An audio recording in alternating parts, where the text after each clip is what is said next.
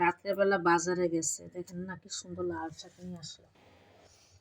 খুব সুন্দর লাল শাকগুলা এখন রাত্রে এগুলা কেটে রাখবো, সকালবেলা ঘুমের থেকে উঠে সকাল সকাল রান্না শুরু করে দেব।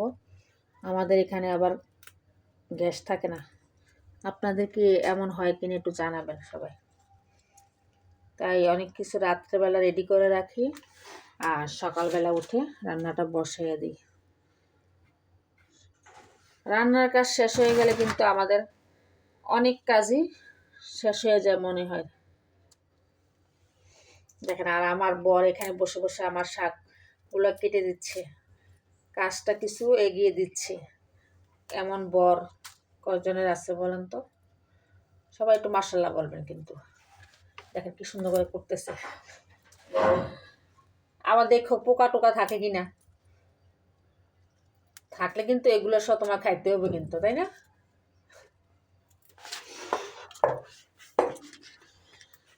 হ্যাঁ, তুমি কোটো, আমি কিন্তু ভিডিও করতেছি। আজকে সারাক্ষণই কাজ করছি। এই শুক্র শনিবার তো সবারই বন্ধ থাকে, আর তখন বাসার কাজ একটু বেড়ে যায়।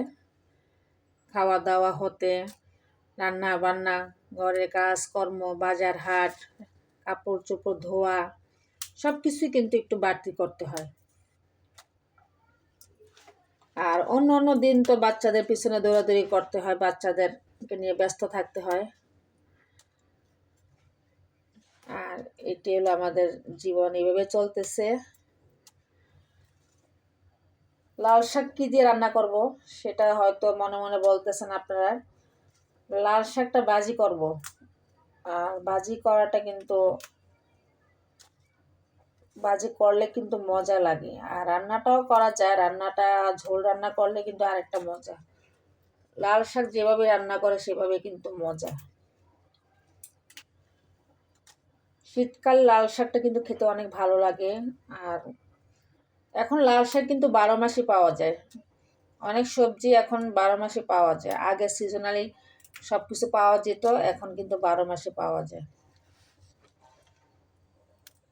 একটু আঁশ ফালাও না, আঁশ না ফালালে তো ভিতরে ঢুকবে না, লবণ ঢুকবে না, আর খেতেও ভালো লাগবে। একটু আঁশ ফালালে এক সাইড দিয়ে, ডাইরেক্ট তুমি কুটে ফেলতেছ। তাই ভাইয়েরা বোনেরা, আমাকে একটু আমার চ্যানেলটা একটু সাবস্ক্রাইব করে দেবেন সবাই। আপনারা পাশে থাকবেন সবাই, একটু পেজটা একটু বড় করে দেন। আমার পেজটা একটু বড় করলে তো আপনাদের পাশে আমরা থাকবো ইনশাল্লাহ। সবাই একটু সাবস্ক্রাইব করে দেন যারা করেন নাই। ইনশাল্লাহ আপনাদেরও আমি সামনে যত ভিডিওগুলো আসবে আপনাদেরগুলো আমি করে দেব। লাইক কমেন্ট বেশি বেশি করে করবেন। আমার চ্যানেলটা একটু সবাই একটু বড় করে দেন। আর এখানে আমি ভাত বসিয়ে দিলাম, আজকে রান্না।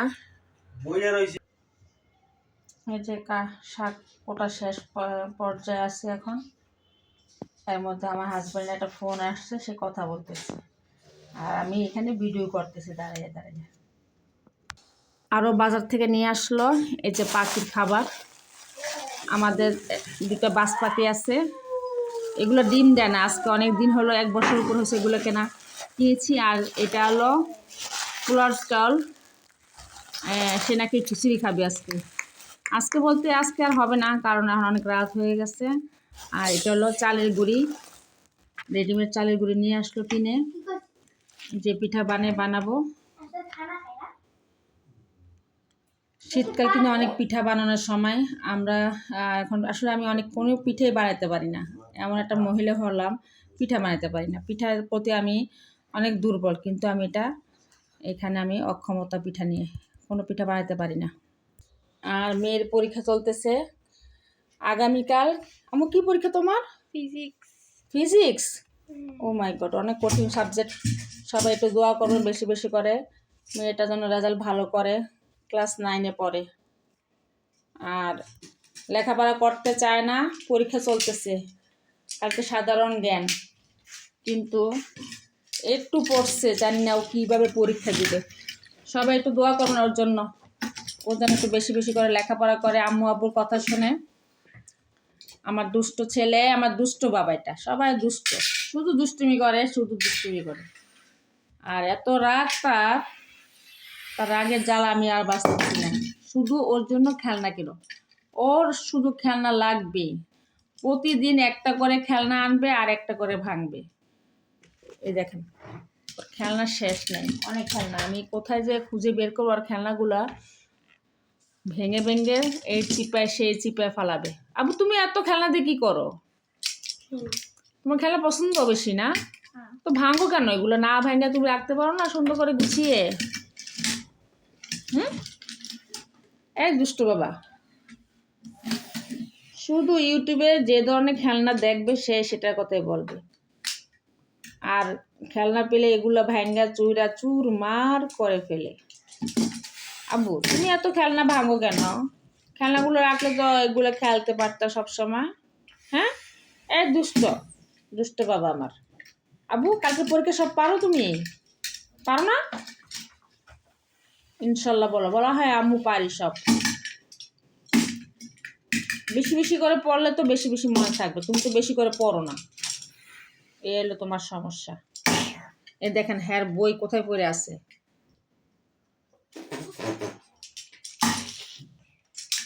হ্যাঁ, তোমার বইগুলো এইভাবে পড়ে আছে আর তুমি লেখাপড়া করো না। আওয়াজ করো না, আওয়াজ করো না। আমি একটু ভিডিও করতেছি, দেখো না, তোমাকে ভিডিও করতেছি আমি এখন। তোমার এই ভিডিওটা ছেড়ে দিব, আপলোড দিব ইউটিউবে। আম্মুর জন্য বলো, আম্মুর জন্য সবাই সাবস্ক্রাইব করে, একটু বলে দাও সবাইকে। বলো আমার আম্মু চ্যানেলটা সবাই একটু সাবস্ক্রাইব করে দিবেন। বলো একটু, বলো বলো, তোমার কথা শুনবে তো সবাই। বলো আমার আম্মুর চ্যানেলটা সবাই একটু সাবস্ক্রাইব করে দিবেন, লাইক কমেন্ট করবেন, ভালোবাসা দিবেন সবাই। বলো। নিচে বসছো কেন আব্বু? নিচে তো অনেক ঠান্ডা, এখন শীতকাল না, অনেক ঠান্ডা লাগবে, বসো তো।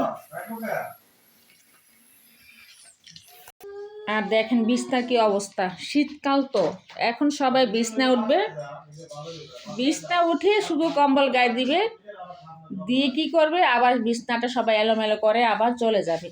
এত বিছনা গুছাতে গুছাতে একদম টায়ার্ড হয়ে যায়। এই দেখেন শুধু এলোমেলো, সব কিছু আমার এলোমেলো।